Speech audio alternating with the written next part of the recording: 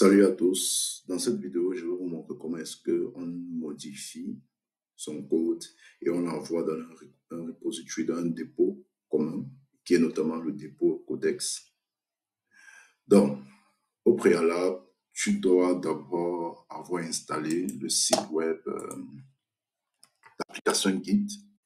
Donc, tu tapes simplement Git dans la barre de recherche, tu cliques dessus, tu cliques sur Download et tu télécharges la version qui correspond à ton système d'exploitation.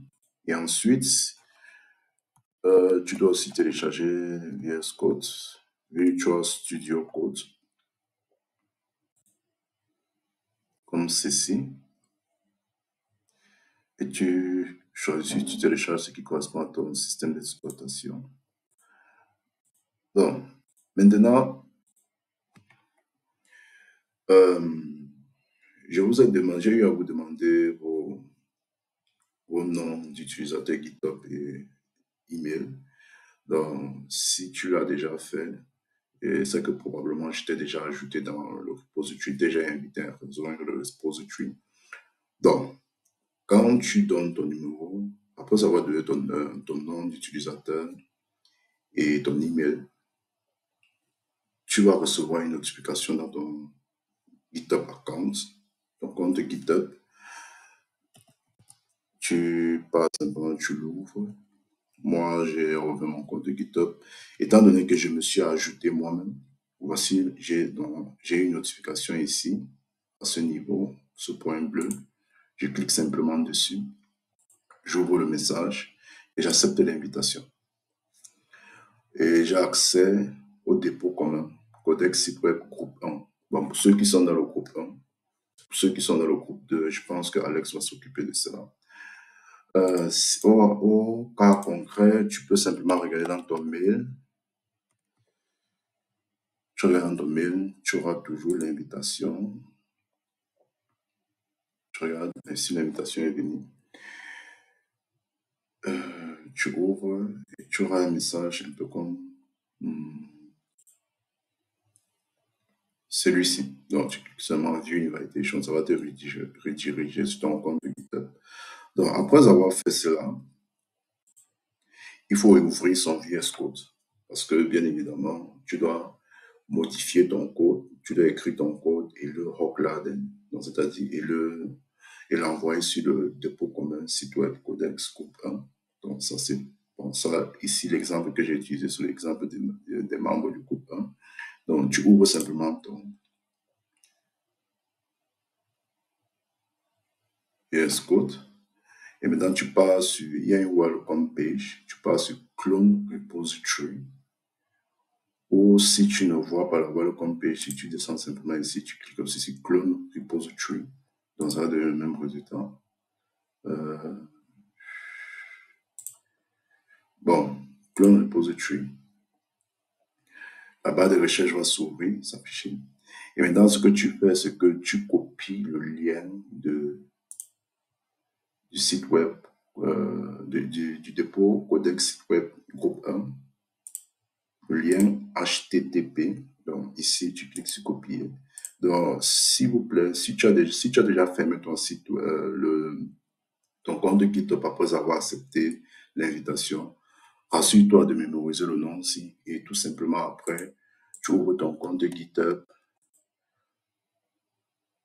tu tapes le nom que tu as mémorisé ici, tout ce nom complètement, exactement, avec les tirs au milieu, entre chaque mot, et tu verras le dépôt commun. Donc, après avoir copié cela, tu viens simplement ici, tu cliques encore, tu clones GitHub, Git Repository, tu pastes, donc tu colles le message, après tu tapes sur Ancrer. Et maintenant, une petite fenêtre va s'ouvrir pour te demander où est-ce que tu dois stocker, le dépôt que tu es en train de cloner. Donc, moi, je vais le stocker sur mon desktop en français ordinateur. Donc, c'est Destination, Repository Destination, je clique dessus. C'est en train de se faire cloner. Open. Oui. Donc, là maintenant, j'ai cloné le repository. Site web codex, groupe 1. Codex, site web, groupe 1. Donc, tu peux très bien le voir ici. Maintenant, ce qu'il faut faire, c'est quoi? Là, maintenant, tu peux simplement créer ton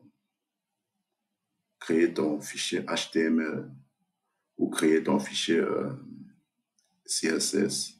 Et ensuite, je vais te montrer comment est-ce qu'il faut faire pour l'envoyer dans ta branche. Parce que en fonction des groupes, on a créé des branches particulières pour chaque dépôt. Donc, la branche a notamment ton nom. Il faut que je le précise. Donc, tu viens ici, tu crées peut-être index.html.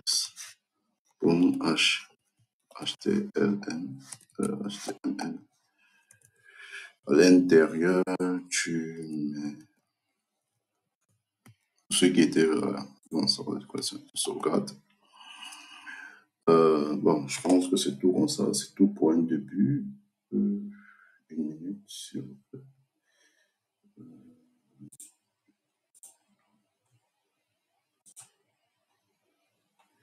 Voilà, après avoir une minute, s'il vous plaît.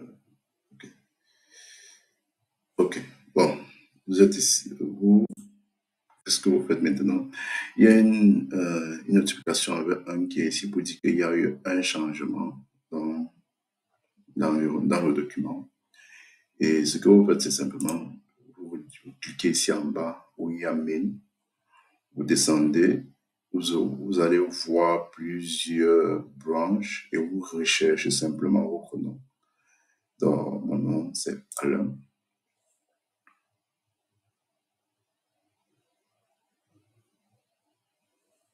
Bon, après avoir fait cela, tu viens ici, tu écris ce que tu as changé dans ton code. Par exemple, j'ai euh, é- euh, euh, écrit,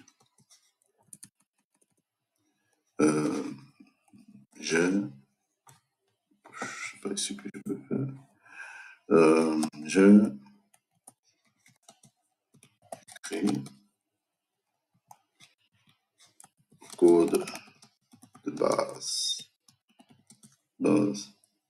HTML. Donc, après avoir fait cela, tu cliques simplement sur Commit. Et ensuite, tu cliques sur Synchronize Changes.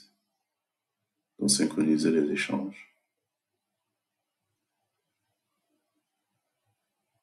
Bon, après que c'est bon, qu'est-ce que tu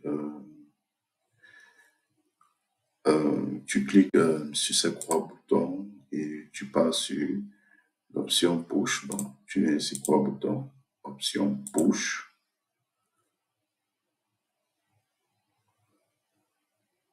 Okay. Après avoir fait cela, tu pars maintenant, tu checks si ton fichier a été envoyé dans le dépôt, et plus précisément dans la branche où tu es censé travailler. Donc, je réduis simplement mon écran. J'ouvre mon GitHub. On vient de préciser ici qu'automatiquement que Alain a... On va attendre, je ferme, j'ouvre encore un nouveau GitHub. Je passe, j'écris codex, site, non, attends, site web. Voilà ça, je pense que c'est ça, non? Oui, c'est ça, ici en bas. Bon, tu le remarques simplement à cause de le logo de Codex, la communauté Codex, donc je clique simplement ici. Donc, je pars maintenant, on dit ici que compare on pull request, non, je ne clique pas dessus. Donc, ça indique simplement que, ok, Alain, que moi, qui est le titulaire du compte, j'ai eu à faire un push. Donc, pour voir le push, je clique simplement ici, sur le main, ici, sur ce bouton qui va me sortir un drop-down menu. Je cherche mon nom, Alain, voici Alain, je clique sur Alain, et automatiquement, je vais voir le fichier HTML que j'ai envoyer. Donc, voilà, ça, si vous regardez, document, blablabla. Si on regarde sur mon VS Code, c'est la même chose, document. Donc, imaginez que je change encore. Je mets un ici, je sauvegarde. Après avoir sauvegardé, je reviens, je regarde, je vérifie si je me trouve sur la branche d'Alain. Donc, parce que si ce n'est pas le cas, je repars, je me connecte à la branche d'Alain. Je clique dessus. J'écris changer le tigre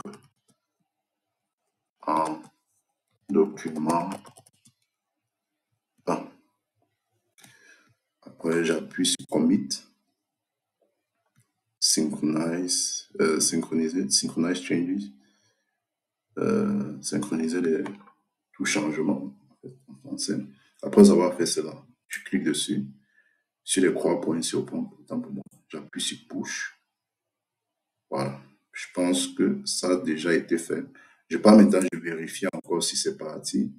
Je charge encore ma page. Vous voyez bien, GitHub 1 est ici. Donc, c'est un peu cette petite vidéo que j'ai voulu faire pour vous montrer comment est-ce que tu peux utiliser GitHub et VS Code et maîtriser le version control.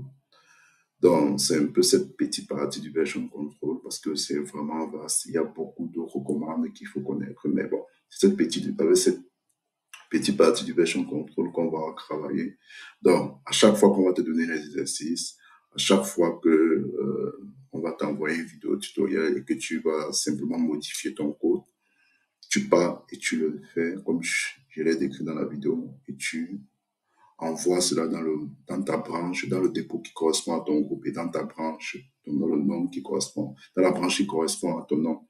Donc, le devoir ici, c'est simplement de créer un site, de créer un fichier HTML, un fichier CSS, et vous donnez une couleur au corps, vous donnez une couleur aux différents éléments qui vont se trouver dans votre fichier HTML et vous le mettez sur votre GitHub. Autant pour moi, sur le dépôt commun, codex, site web codex, et plus précisément dans votre branche. Donc, c'est ça le devoir. Vous passez une très bonne soirée. Merci.